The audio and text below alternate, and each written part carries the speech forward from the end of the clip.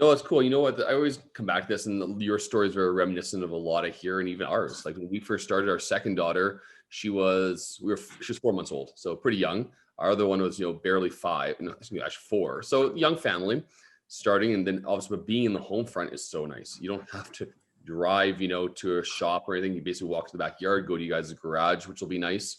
But that's where it's really neat about this business model is there's not a lot of major overhead, not a lot of capital to start with. You really choose where you want to begin this business, whether you want to do one shelving unit or you want to do 8. Doesn't really matter to me, right?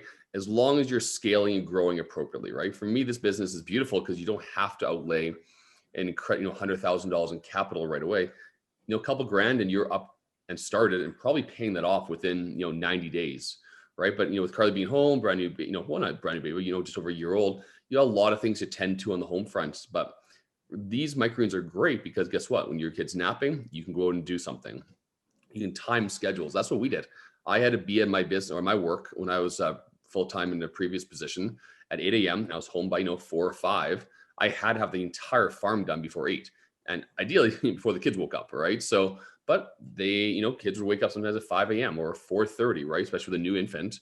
We had to adjust that, but it didn't really affect our business model because we just paused and then kept going. Right. And that's what's really nice about this is you can really build it integrally into your family. Right. Microgreens don't care whether you plant them at 2 a.m. or 2 p.m. As long as you have that full cycle behind them, that full 10-day cycle, whatever the growth cycle is, that's really the only main parameter. And the only, I think, time constraint per se would be delivery. If you guys are doing, a market, then you obviously have to be there at that time at that place.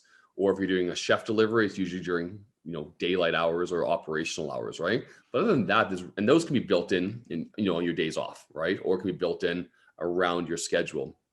But other than that, for me, that's what really attracted me to this business was just the fact that I had a ton of free time or some flexibility in my time in choosing when I wanted to do what I wanted to do and incorporating, Kirsten into it and our kids into it as they grew up too. So I'm excited for you, man. I think that will be good.